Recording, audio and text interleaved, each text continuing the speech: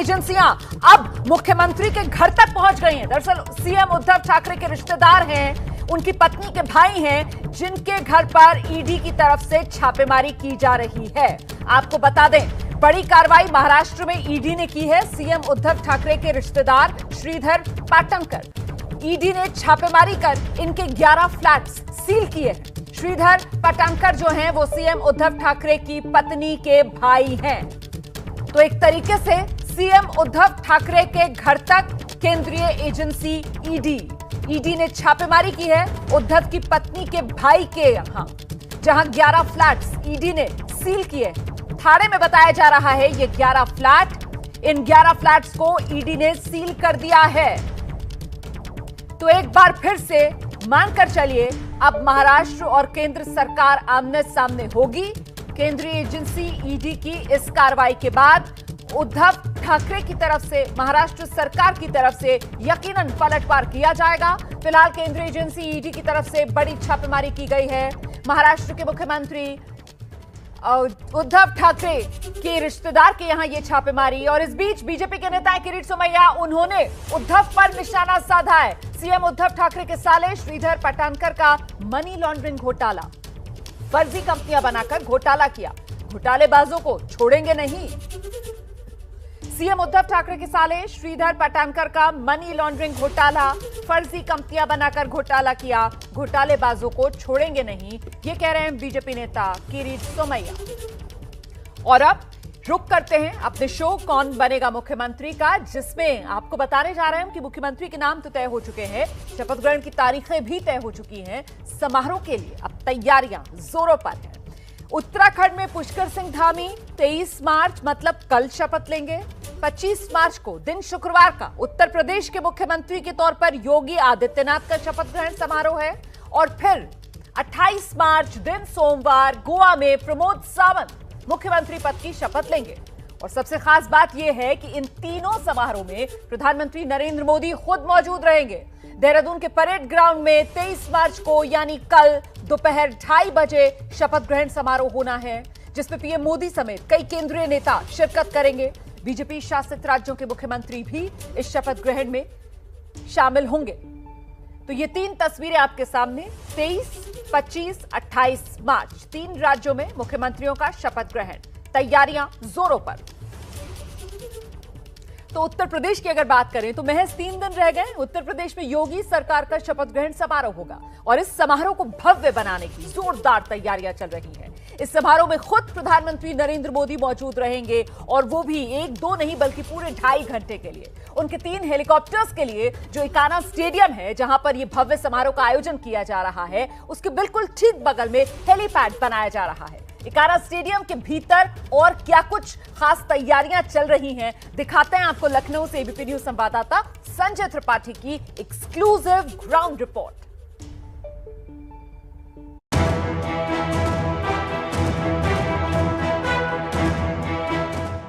मंच बन गया है, कुर्सियां लग रही हैं, बड़े बड़े पंखे रखे जा रहे हैं, हेलीपैड बनाने का काम जोरों पर है। ये लखनऊ के इकाना स्टेडियम की तस्वीरें हैं, जहां 25 मार्च को योगी सरकार का दूसरा शपथ ग्रहण समारोह होना है। इस वक्त मैं इकाना स्टेडियम के भीतर मौजूद हूं, जहां पर आपको दिखाऊंगा मेरे बाईं ओर स्टेज बन रहा है। ये वही स्टेज है जहां मुख्यमंत्री योगी आदित्यनाथ शपथ लेंगे और उनके साथ उनका पूरा मंत्रिमंडल यहां पर मौजूद रहेगा। और आप देख सकते हैं इस वक्त जो स्टेज है उसको अंतिम रूप देने का काम किया जा रहा है। लगातार अधिकारी मॉनिटरिंग कर रहे हैं और खास बात यह है कि चूंकि भगवे रंग से ये स्टेज रंगा हुआ है, आप देख सकते हैं कि जो एंट्री पॉइंट है वहां से लेकर के और जो एग्जिट पॉइंट है, दोनों तरफ स्टेज के भगवा रंग का चादर लपेटी गई है और बड़ी सी आप देख सकते हैं स्क्रीन लगाई जा रही। पीछे काले रंग का जो देख रहे हैं वो स्क्रीन है, जिससे शपथ ग्रहण समारोह की भव्यता नजर आएगी। और ठीक उसके सामने की ओर मीडिया के लिए ये मंच बनाया गया है, जहां से इस पूरे कार्यक्रम का खास कवरेज किया जाएगा। लखनऊ के अटल बिहारी वाजपेयी इकाना स्टेडियम में करीब 50,000 लोगों के बैठने की क्षमता है, लेकिन स्टेडियम की दर्शक दीर्घा के अलावा मैदान में भी कुर्सियां लगाई जा रही हैं। पूरे स्टेडियम में, जिसमें 70,000 लोगों को बिठाने के इंतजाम किए जा रहे हैं। आप देख सकते हैं कि चारों ओर बैरिकेडिंग की गई है, सुरक्षा के पुख्ता इंतजाम किए गए हैं। और चूंकि स्टेडियम की क्षमता 50,000 है, लेकिन उससे भी ज्यादा लोग यहाँ पर मौजूद रहेंगे। तो ये जो बैरिकेड आप देख रहे हैं, उसके पीछे भी कुर्सियां लगाई गई, यानी कि इस पूरे ग्राउंड में जो क्रिकेट स्टेडियम है, उसके ग्राउंड में भी लोगों को बिठाने के इंतजाम किए जा रहे हैं। कैपेसिटी स्टेडियम की है, उससे उसके अतिरिक्त भी कुर्सियां डालने का नियोजन चल रहा है। अभी तक 70,000 तक कुर्सियां, और वो बैठाल के उसी कैपेसिटी के अनुसार उसको आगे चलें। आगे कुर्सियां और बढ़ सकती हैं संख्या के आधार पर। योगी सरकार के भव्य शपथ ग्रहण समारोह में चूंकि खुद प्रधानमंत्री नरेंद्र मोदी और कई राज्यों के मुख्यमंत्री भी शामिल होंगे, लिहाजा इकाना स्टेडियम और इसके आसपास 9 हेलीपैड बनाए जा रहे हैं। इनमें से 3 हेलीपैड इकाना स्टेडियम के एकदम बगल में प्रधानमंत्री के लिए तैयार किए जा रहे हैं। आसपास 6 अन्य हेलीपैड मुख्यमंत्रियों और वीआईपीज के लिए बनाए जा रहे हैं। हेलीपैड बनाने का काम कितने जोर शोर से चल रहा है, इसे इन तस्वीरों से समझा जा सकता है। स्टेडियम में एक फुटबॉल स्टेडियम बना हुआ है, क्रिकेट स्टेडियम के बाहर में, जहाँ की तस्वीरें आप देख सकते हैं। ये वो फुटबॉल स्टेडियम है जहाँ पर 3 हेलीकॉप्टर के लिए एक हेलीपैड बनाया जा रहा है। देख सकते हैं, ये एक्सक्लूसिव तस्वीरें सिर्फ और सिर्फ एबीपी न्यूज़ की हैं, जहाँ पर आप देख सकते हैं बहुत तेजी से काम इस वक्त चल रहा है। उसका जोर इस बात पर है कि प्रधानमंत्री नरेंद्र मोदी जब यहाँ पर शपथ ग्रहण कार्यक्रम में आएंगे, तो जो उनके 3 हेलीकॉप्टर हैं वो इकाना स्टेडियम से भीतर ही उतरें, जिससे कि उनको शपथ ग्रहण समारोह कार्यक्रम में पहुंचने में कोई समस्या ना हो। इसके अलावा आसपास के इलाके में कुल मिलाकर के 9 हेलीपैड बनाए जा रहे हैं, क्योंकि अलग अलग राज्यों के मुख्यमंत्री आएंगे, उनको भी, उनके हेलीकॉप्टर्स को भी लैंड कराना। इसके अलावा स्टेडियम के बाहर 21,000 गाड़ियों के लिए कार पार्किंग का इंतजाम किया जा रहा है। इकाना स्टेडियम तक पहुंचने वाली सड़क के किनारे करीब 10,000 गमले लगाए गए हैं और पीछे के हिस्से की झाड़ियां काटी जा रही हैं। इस वक्त मैं इकाना स्टेडियम में आपको दिखाऊंगा तस्वीरें, किस तरह से यहाँ जो एरिया है, इसमें जो झाड़ियाँ उगी हुई हैं इकाना स्टेडियम के पीछे का, उसको काटने का और साफ करने का काम चल रहा है। चूँकि 50,000 से ज़्यादा लोगों को यहाँ पर आमंत्रित किया गया है, ऐसे में उनके आने के और उनके यहाँ पर गाड़ियों को पार्क करने के पूरे प्रबंध किए जा रहे हैं। योगी सरकार के नए मंत्रिमंडल की फाइनल पिक्चर अभी सामने नहीं आ पाई है, लेकिन सूत्रों से पता चला है कि योगी मंत्रिमंडल में करीब 24 कैबिनेट मंत्री, करीब 12 राज्य मंत्री स्वतंत्र प्रभार और 10 से ज्यादा राज्य मंत्री हो सकते हैं। कौन मंत्री बनेगा या नहीं बनेगा, इसका निर्णय तो एक हम लोग का एक प्रक्रिया है, उसके आधार पे होती है। और उसके लिए हम लोग के ऑब्जर्वर भी बने हैं, आदरणीय अमित शाह जी बने हैं और मुख्यमंत्री जी हैं, वो सब लोग बैठ के इसका निर्णय करेंगे। तो एक तरफ इकाना स्टेडियम में शपथ ग्रहण समारोह की जोरदार तैयारियां चल रही हैं, वहीं दूसरी ओर नए मंत्रिमंडल पर मंथन भी चल रहा है। वैसे भी इस बार के मंत्रिमंडल के चेहरों के जरिए बीजेपी को 2024 के लोकसभा चुनावों के समीकरणों को भी साधना है। उत्तर प्रदेश की तैयारियां आपने जान ली। उत्तराखंड के सीएम पुष्कर सिंह धामी के शपथ ग्रहण समारोह में भी प्रधानमंत्री नरेंद्र मोदी मौजूद रहेंगे। 23 मार्च यानी कल दोपहर को देहरादून के परेड ग्राउंड में शपथ ग्रहण समारोह होने वाला है। बीजेपी शासित राज्यों के मुख्यमंत्री इस समारोह में शिरकत करेंगे। और इतना ही नहीं, उत्तर प्रदेश के इस वक्त कार्यवाहक मुख्यमंत्री योगी आदित्यनाथ भी इस शपथ ग्रहण में शिरकत करेंगे, वो भी कल देहरादून में होंगे।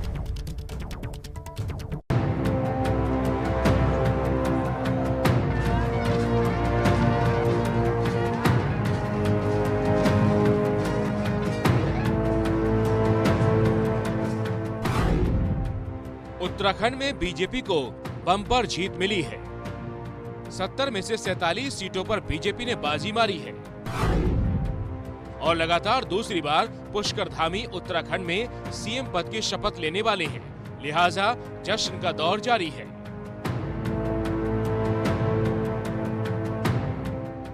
एक तरफ जश्न है तो दूसरी तरफ सीएम धामी की शपथ की तैयारियां भी खास हो रही हैं। इस बार शपथ ग्रहण राजभवन की बजाय देहरादून के परेड ग्राउंड में होगा। सीएम धामी कल दोपहर 2:30 बजे सीएम पद की शपथ लेंगे। शपथ ग्रहण में पीएम नरेंद्र मोदी, गृह मंत्री अमित शाह, यूपी के सीएम योगी आदित्यनाथ, हिमाचल प्रदेश के मुख्यमंत्री जयराम ठाकुर, त्रिपुरा के मुख्यमंत्री बिप्लब देव जैसे वीआईपी भी शामिल होंगे। एबीपी न्यूज की टीम ने ग्राउंड जीरो पर जाकर हालात का जायजा लिया। देख सकते हैं देहरादून के परेड ग्राउंड में इस समय किस तरीके से तैयारियां चल रही हैं।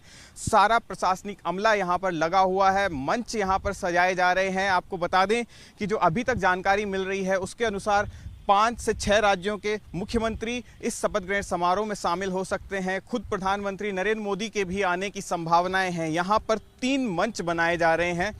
पहला जो मंच होगा, जो बीच में जो मंच है, उसमें खुद मुख्यमंत्री और उनके कैबिनेट के जो भी मंत्री होंगे वो शपथ लेंगे। उसके बाद दूसरा एक मंच है, वहाँ पर साधु संतों के आने की संभावनाएं हैं और एक तीसरा मंच है, उस पर अन्य वीआईपी के रहने की संभावनाएं हैं। करीब 20,000 लोगों के लिए सिटिंग अरेंजमेंट यहाँ पर किया जा रहा है और अलग अलग तरीके की जो है व्यवस्थाएं यहाँ पर की जा रही हैं। एक जो मुख्य द्वार बनाया गया है उसमें से जो है आम जनता यहाँ पर शामिल होगी। अलग अलग तरीके के जो लोग हैं, अलग अलग समुदाय से जुड़े हुए लोग, जिनमें कि उत्तराखंड के राज्य आंदोलनकारी से लेकर महिला वर्ग हैं और पूर्व सैनिक हैं, ये सभी लोग यहाँ पर उनके आने की संभावनाएं हैं। जानकारी के मुताबिक इस शपथ ग्रहण में 25,000 से ज्यादा लोग शामिल होंगे। पीएम मोदी और कई वीआईपी भी पहुंचने वाले हैं, लिहाजा अब देहरादून में एसपीजी और पुलिस अलर्ट पर है। फोर्सेस की अगर बात करें तो करीब 1,000 के करीब जो है फोर्सेस यहाँ पर लगाई जाएगी। रूट डाइवर्ट रहेगा, इधर से जो परेड ग्राउंड की तरफ आने का रूट है, और यहाँ पर हेलीपैड भी एक बनाया जा रहा है। जो भी वीआईपीज यहाँ पर आएंगे उनके लिए ये जो हेलीपैड यहाँ पर बनाया जा रहा है, इस हेलीपैड पर ही जो है यहाँ पर हेलीकॉप्टर उनका लैंड होगा। उसके बाद पूरे प्रोटोकॉल के साथ यहाँ पर मंच पर आने की व्यवस्था की जाएगी। परेड ग्राउंड में हेलीपैड बनाए गए हैं जहाँ वीआईपी मेहमानों की सीधी लैंडिंग होगी। सुरक्षा के लिहाज से अगर बात करें तो व्यवस्था चाक चौबंद है।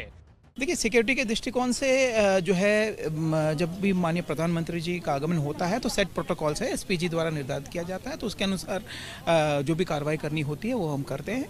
बाकी जितने भी महानुभाव हैं उनके लिए उनके रिसीविंग की व्यवस्था, उनके ठहरने की व्यवस्था और उनके प्रोटोकॉल की व्यवस्था भी की जा रही। यानी कुल मिलाकर कहें तो तैयारियां तेजी से चल रही हैं और सबको इंतजार है सीएम पुष्कर धामी के शपथ ग्रहण का। देखिए, सरकारें जरूर नई बन रही हैं इन राज्यों में, लेकिन सीएम वही। यूपी से लेकर उत्तराखंड, मणिपुर और गोवा तक बीजेपी ने अपने मुख्यमंत्रियों को फिर से मौका दिया है। इसमें सबसे चौंकाने वाला फैसला जो है वो उत्तराखंड में पुष्कर सिंह धामी के नाम को लेकर हुआ, क्योंकि वो अपना चुनाव हार गए थे। आखिर बीजेपी ने चारों राज्यों में अपने वही मुख्यमंत्री क्यों रिपीट किए? दिखाते हैं आपको इसी की पड़ताल करती ये खास रिपोर्ट। यूपी में योगी आदित्यनाथ, उत्तराखंड में पुष्कर धामी, मणिपुर में एन बीरेन सिंह और गोवा में प्रमोद सावंत। ये वो 4 चेहरे हैं जिन्हें बीजेपी ने अपने अपने राज्यों में दोबारा सत्ता की जिम्मेदारी सौंपी। यूपी में योगी आदित्यनाथ और मणिपुर में बीरेन सिंह ने तो 5 साल का पहला कार्यकाल पूरा किया है, जबकि उत्तराखंड में धामी और गोवा में प्रमोद सावंत बीच के कार्यकाल में मुख्यमंत्री बनाए गए थे। चर्चा इस बात की हो रही है कि बीजेपी ने आखिर अपने चारों मुख्यमंत्रियों को रिपीट क्यों किया है। इसकी सबसे बड़ी वजह तो ये है, इन्हीं चेहरों पर बीजेपी ने विधानसभा का चुनाव लड़ा था। 2022 का विजयी फॉर्मूला 2024 में काम आएगा। बीजेपी युवा नेतृत्व को आगे बढ़ा रही है। बीजेपी अब नई पीढ़ी को तैयार कर रही है। नया प्रयोग करने की जरूरत अभी नहीं समझ रही। उत्तराखंड को छोड़कर बाकी तीनों मुख्यमंत्री चुनाव जीतकर आए हैं। उत्तराखंड में भी पुष्कर सिंह धामी को सीएम इसलिए चुना गया क्योंकि वो खुद भले ही चुनाव हार गए हों, लेकिन उनके नेतृत्व में पार्टी उत्तराखंड में जीती है। एक तो जातीय समीकरण उनके पक्ष में रहे, दूसरा युवा होने की वजह से पार्टी ने उन पर भरोसा जताया। बीजेपी अब तैयारी 2024 के लोकसभा चुनाव के हिसाब से कर रही है, क्योंकि 5 साल पहले गोवा को छोड़कर बाकी तीनों राज्यों में जब चुनाव हुए तो जनता ने बदलाव के लिए बीजेपी को चुना था, लेकिन इस बार जनता ने ठहराव के लिए बीजेपी को चुना है। ऐसे में बीजेपी 2022 में रिजल्ट देने वाले चेहरों पर भरोसा जताकर 2024 में जीत का फॉर्मूला फिक्स कर लेना चाहती है। बीजेपी के इस रिपीट फॉर्मूले से यूपी में केशव प्रसाद मौर्य की उम्मीदें जग गई हैं। केशव वैसे तो विधानसभा चुनाव हार गए हैं, लेकिन यूपी की राजनीति में एक भरोसेमंद चेहरा माने जाते हैं। संगठन से लेकर सरकार तक में अच्छी पकड़ रखते हैं। ऐसे में केशव प्रसाद मौर्य को एक बार फिर से उप मुख्यमंत्री बनाया जाए तो कोई आश्चर्य नहीं होना चाहिए। और अब बात पंजाब की, जहां कल से सीएम भगवंत मान भ्रष्टाचार के खिलाफ मुहिम की शुरुआत करने जा रहे हैं। पंजाब के लोग सीधा अपनी परेशानी सीएम साहब से शेयर कर पाएंगे। खास बात यह है कि शहीद भगत सिंह के शहीदी दिवस के दिन भगवंत मान नई लड़ाई की शुरुआत करने जा रहे हैं।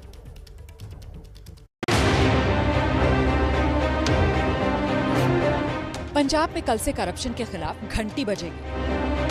शहीद भगत सिंह के शहीदी दिवस पर पंजाब के नए सीएम भगवंत मान एंटी करप्शन हेल्पलाइन नंबर जारी करेंगे, जो उनका पर्सनल व्हाट्सएप नंबर होगा। इस नंबर पर पंजाब के लोग शिकायत का वीडियो और ऑडियो क्लिप भेज सकेंगे। ਅੱਜ मैं पंजाब ਲਈ ਇੱਕ बहुत ਵੱਡਾ ਐਲਾਨ ਕਰਨ ਜਾ ਰਿਹਾ। मैं एक ਨੰਬਰ ਹੈਲਪਲਾਈਨ ਦਾ ਜਾਰੀ ਕਰੂੰਗਾ। ਕੋਈ ਤੁਹਾਡੇ ਤੋਂ ਰਿਸ਼ਵਤ ਮੰਗਦਾ ਹੈ ਤਾਂ ਇਨਕਾਰ ਨਾ ਕਰਿਓ। ਇਹਦੀ ਵੀਡੀਓ ਜਾਂ ਆਡੀਓ ਬਣਾ ਕੇ ਉਸ ਨੰਬਰ ਤੇ भेज दो। भगवंत मान शहीद भगत सिंह जी के शहीदी दिवस पर न सिर्फ भ्रष्टाचार के खिलाफ मुहिम शुरू करने जा रहे हैं, बल्कि उन्होंने पंजाब विधानसभा में शहीद आजम की प्रतिमा लगाने के साथ राज्य में छुट्टी का भी ऐलान कर दिया है। कल शहीद आजम सरदार भगत सिंह राजगुरु सुखदेव होरां दी बरसी है, सो असीं पंजाब सरकार वालों कल नूं पूरे पंजाब दे विच छुट्टी दा ऐलान। शहीद भगत सिंह भगवंत मान और आम आदमी पार्टी के आदर्श हैं।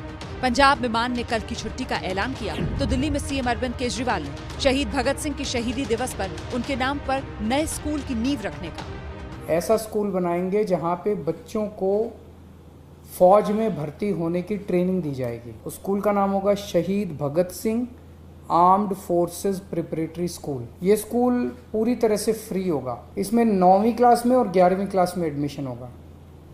9th क्लास में 100 सीट होंगी, 11वीं क्लास में 100 सीट होंगी। साफ है आम आदमी पार्टी अपनी राजनीति में विस्तार के लिए लगातार शहीद भगत सिंह जैसे वीरों के साथ खुद को जोड़ने की कोशिश कर रही है। भगवंत मान के शपथ ग्रहण से लेकर अब तक लगभग हर दिन आम आदमी पार्टी ने शहीद भगत सिंह का जिक्र किया है। तो 16 मार्च वो तारीख थी जब भगवंत मान ने पंजाब के मुख्यमंत्री के तौर पर शपथ ली। शपथ ग्रहण भी उन्होंने शहीद भगत सिंह के गांव खटकर कला में किया।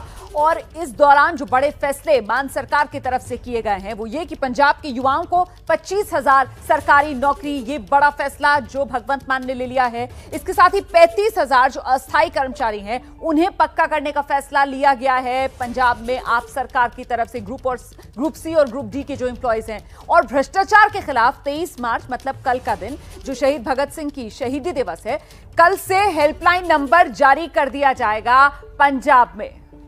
और अब आगे बढ़ते हैं। दिल्ली के तीनों नगर निगम अब एक होने जा रहे हैं। केंद्र सरकार ने यह फैसला किया है और इस पर कैबिनेट की मोहर लग गई है। केंद्र सरकार के इस फैसले पर हालांकि राजनीति शुरू हो गई है।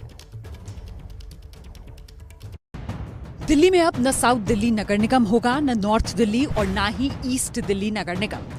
नरेंद्र मोदी कैबिनेट ने दिल्ली के तीनों नगर निगम को एक करने के प्रस्ताव पर मोहर लगा दी और अब संसद के इसी सत्र में इसको लेकर बिल आ सकता है। 10 साल पहले दिल्ली नगर निगम को 3 हिस्सों में बांटा गया था। तर्क दिया गया था कि ऐसा करने से नगर निगम के कामकाज में सुधार लाया जा सकेगा, लेकिन ऐसा हुआ नहीं। बंटवारा ठीक से नहीं होने की वजह से नॉर्थ और ईस्ट एमसीडी वित्तीय संकट में फंस गए। अब फिर से तीनों नगर निगम को एक करने का फैसला हुआ है। Confederation of all India traders ने इस फैसले के लिए प्रधानमंत्री मोदी की सराहना की। इस यूनिफिकेशन से जो मल्टीपल अथॉरिटीज दिल्ली में काम कर रही थी उन पर अंकुश लगेगा। दिल्ली के व्यापारी श्री नरेंद्र मोदी का और श्री हरदीप पुरी का आभार मानते हैं। उधर आम आदमी पार्टी के नेता इस फैसले के बाद बीजेपी पर निशाना साध रहे हैं। हमें एक करते हैं तब भी दिक्कत नहीं है, तीनों अलग रखते हैं तब भी दिक्कत नहीं है। बेसिक बात यह है कि ईमानदार सरकार एमसीडी में चाहिए। भारतीय जनता पार्टी 15 साल में उसमें फेल साबित हुई है। भाजपा को मालूम है कि उनकी करारी हार इस बार दिल्ली में होने जा रही है और सिर्फ इलेक्शन को डिले करने के लिए ये कार्रवाई की जा रही है। इससे पहले दिल्ली के तीनों नगर निगम चुनाव की सुगबुगाहट थी, लेकिन उन्हें टाल दिया गया। दिल्ली में 18 मई से पहले नगर निगम के चुनाव होने हैं। अब लगता है कि नए चुनाव से पहले नगर निगम का एकीकरण हो जाएगा। द कश्मीर फाइल्स नाम की फिल्म की वजह से कश्मीर एक बार फिर से चर्चा में है, लेकिन जम्मू कश्मीर से अनुच्छेद 370 हटाए जाने के बाद वहां अब बदलाव की एक नई तस्वीर दिख रही है। जम्मू कश्मीर के दौरे पर आए खाड़ी देशों से 36 सीईओज ने आज उपराज्यपाल मनोज सिन्हा से श्रीनगर में खास मुलाकात की है और इसके बाद मनोज सिन्हा से एबीपी न्यूज संवाददाता आशीष कुमार सिंह ने एक्सक्लूसिव बातचीत की। हमारे साथ एक्सक्लूसिवली बात करने के लिए जम्मू कश्मीर के लेफ्टिनेंट गवर्नर मनोज सिन्हा साहब हैं, उनसे हम बात करते हैं। सर, मुझे याद है आप खुद गए थे जनवरी के महीने में और काफी इंपॉर्टेंट एमओयूज भी आपने साइन किए और उसके बाद मुझे लगता है ये आप ही का इनिशिएटिव है कि इतने सालों बाद हम इस तरह का मूवमेंट देखें। मुझे लगता है इसमें थोड़ा संशोधन मैं करूंगा।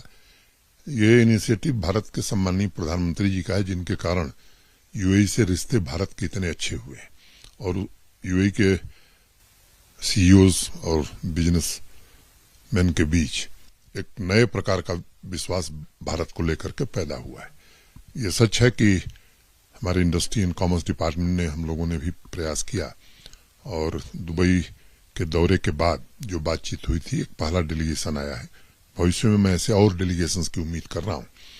अच्छी चर्चा उन लोगों से हुई है और खास तौर से medical and health education, hospitality, food processing, cold storage, cold chain, इन क्षेत्रों में एजुकेशन और कुछ ऐसे भी लोग आए थे जो यहाँ के हार्टिकल्चर प्रोड्यूस को दुनिया के बाजार में ले जाना चाहते हैं, हैंडीक्राफ्ट्स को, पश्मीना को।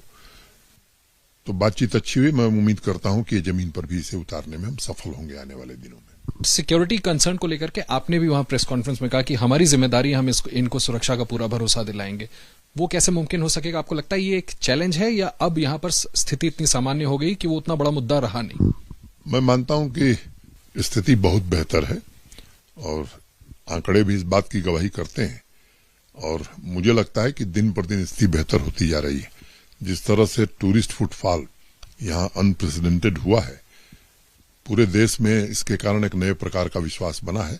लोग स्वच्छंद और निर्भय होकर के अब कश्मीर आ रहे हैं और सारे रिकॉर्ड पिछले समय के टूट गए हैं। इन्वेस्टमेंट, बिजनेस को इम्पेटस देने की आप भरसक कोशिश कर रहे हैं। जो इशू कश्मीरी पंडित्स का है, उनको बसाने के लिए भी क्या कोई कदम उठाया जा रहा है? देखिए, मैं दो बात कहना चाहूंगा। भारत सरकार ने 6000 नौकरी, 6000 घर, बहुत पहले जब मनमोहन सिंह जी थे तब उन्होंने 3000 नौकरी घोषणा की थी। 2015 में माननीय मोदी जी ने 3000 और नौकरी बढ़ाई और 6000 घर बनाने का। किन्हीं कारणों से ये टलता रहता था, लेकिन आज मुझे खुशी इस बात की है कि 132 पदों को छोड़कर के बाकी पदों पर नियुक्ति हमने कर लिया है। जून तक सारी नियुक्तियां पूरी हो जाएंगी। जहां तक उनके घर बनाने का सवाल है, उसमें भी काफी गति आई है और आने वाले 1.5 वर्षों में उनके घर भी बना दिए जाएंगे। लेकिन केवल इससे कश्मीरी पंडित आके बसेगा, मैं समझता हूं कि ये ठीक नहीं है। इसके लिए और भी कदम उठाने पड़ेंगे। एक तो वातावरण यहाँ का ऐसा बनना चाहिए कि लोगों को लगे कि वो सुरक्षित है। दूसरा, एक यहाँ के स्थानीय लोगों में भी एक नए प्रकार की भावना आई है। उनमें भी अनेक बहुसंख्य लोगों में आत्मग्लानि की भावना है कि कश्मीरी पंडितों के साथ जो हुआ वो उचित नहीं था और मुझे लगता है कि भारत सरकार की पूरी मंशा है और उसे हम जमीन पर जरूर उतारेंगे कि कश्मीरी पंडित निश्चित रूप से यहाँ बसें, रहें जैसे पहले रहते थे। और यहाँ की जो संस्कृति है, मैं समझता हूँ कि 1000 वर्षों से जो योगदान है उनका, उसे देश भुला नहीं सकता है और ये आवश्यक है कि उस संस्कृति को आगे बढ़ाने के लिए वो लोग आवें और उसे आगे बढ़ावें। सर, आपका ये बयान एबीपी न्यूज पे बड़ा रियश्योरिंग है। मुझे लगता है कश्मीरी पंडितों को भी ये सुन के बड़ा अच्छा लगेगा। सिर्फ एक आखिरी सवाल सर, एक कंट्रोवर्सी कश्मीर फाइल्स मूवी को लेकर के होगी। तमाम लोग तरह तरह की बात कर रहे हैं। आपने देखी वो फिल्म, आपका क्या व्यू है इस पूरे मुद्दे पर? देखिए, एक बात समझिए, इस देश में नॉन इशूज को भी कभी कभी इशू बनाने की कोशिश होती है और विवाद किसी विषय पर खड़ा किया जाता है। मैं समझता हूं कि किसी ने रिसर्च करके कोई फिल्म बनाई है, उनका एक व्यू पॉइंट है, दर्शक उसको देख रहे हैं। मुझे लगता है कि किसी को लगता है कि उनका दूसरा व्यू पॉइंट है तो दूसरी फिल्म बनावे, उसको देखें कितना लोग देखते हैं। शुक्रिया हमसे बात करने के लिए। बहुत बहुत शुक्रिया सर कि आपने हमें टाइम दिया। एलजी साहब, जिनका कहना है कि प्रधानमंत्री का खुद ये इनिशिएटिव था, यूएई गए थे, पहले स्टेट हेड थे, ये भी याद रखने वाली बात है, जिन्होंने यूएई का दौरा किया था, जिसके बाद इस दिशा में कदम आगे बढ़ाया गया था। एडमिनिस्ट्रेशन, लेफ्टिनेंट गवर्नर खुद उसके बाद वहां पर गए, एमओयू साइन किए और उसके बाद इतना बड़ा डेलीगेशन यहां पर आया है और इस बात की पूरी उम्मीद है, उस दिशा में कदम आगे बढ़ाए जा रहे हैं कि जम्मू कश्मीर में अब काफी डेवलपमेंट देखने को मिलेगा। कैमरामैन सुंदर के साथ आशीष कुमार सिंह, एबीपी न्यूज, श्रीनगर। मनोज सिन्हा से एक्सक्लूसिव बातचीत आप सुन रहे थे और अब खबर पड़ोसी देश पाकिस्तान से है, जहां अपने ही घर में मुश्किल में घिरे हुए हैं इमरान खान और एक बार फिर से बचने के लिए ऐसा लग रहा है वो अलाप रहे हैं कश्मीर का राग। इमरान खान कह रहे हैं कि हिंदुस्तान कश्मीर की आबादी में बदलाव कर मुसलमानों को अल्पसंख्यक बनाना चाहता है। कश्मीर में अपनी सरकार जाने के डर से इमरान कश्मीर पर ताबड़तोड़ झूठ बोल रहे हैं। साफ है, इमरान खान का मकसद पाकिस्तान की आवाम और विपक्ष का ध्यान भटकाकर कश्मीर पर लाने का है। आज पाकिस्तान के पीएम इमरान खान ने ऑर्गेनाइजेशन ऑफ इस्लामिक कॉरपोरेशन की मेजबानी की, लेकिन दूसरी तरफ इमरान के खिलाफ विपक्ष का हल्ला बोल जारी है और इस्लामाबाद में आईओसी की बैठक में इमरान खान के हाव भाव भी बता रहे हैं कि मुश्किलें बढ़ चुकी है। विपक्ष लगातार इमरान खान को कुर्सी गिराने का काउंटडाउन दिखा रहा है। पूर्व प्रधानमंत्री नवाज शरीफ की बेटी मरियम नवाज ने दावा ठोका कि इमरान खान का गेम ओवर हो गया।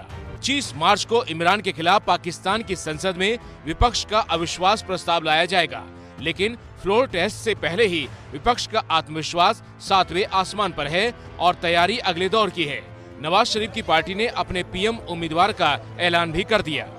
हमारे कैंडिडेट तो शहबाज शरीफ साहब हैं। पाकिस्तान में कुर्सी की लड़ाई के बीच भारत विरोधी एजेंडा चलाकर जमकर इमोशनल कार्ड खेला जा रहा है। इमरान के खिलाफ विपक्ष की लामबंदी को इमरान की पार्टी भारत की साजिश बताने से भी चूक नहीं रही, तो जवाब में विपक्ष भी इमरान की इंटरनेशनल बेइज्जती के किस्से सुनाकर उन्हें मुल्क का सौदागर बता रही है। वार पलटवार के जरिए पक्ष और विपक्ष बहुमत का दावा ठोक रहे हैं और किसके दावे में कितना दम होगा ये अविश्वास प्रस्ताव में साबित हो जाएगा। लेकिन उससे पहले पाकिस्तान की संसद का समीकरण देख लेते हैं, जिसने इमरान की हवाइयां उड़ाई हुई हैं। पाकिस्तान की नेशनल असेंबली में कुल 342 सीटें हैं। बहुमत के लिए चाहिए 172 सांसद। विपक्ष के पास 162 सांसद हैं। इमरान के पास अभी 179 सांसद हैं, लेकिन खबर है कि पीटीआई के 30 से ज्यादा सांसद बागी हो गए हैं। मतलब ये कि बागी सांसदों ने क्रॉस वोटिंग की तो इमरान की सरकार गिर जाएगी।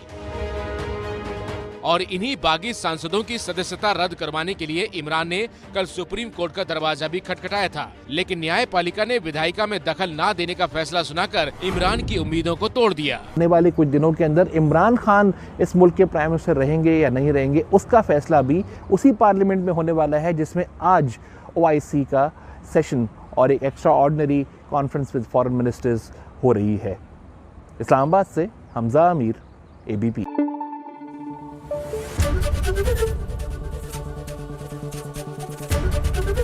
ABP न्यूज आपको रखे आगे।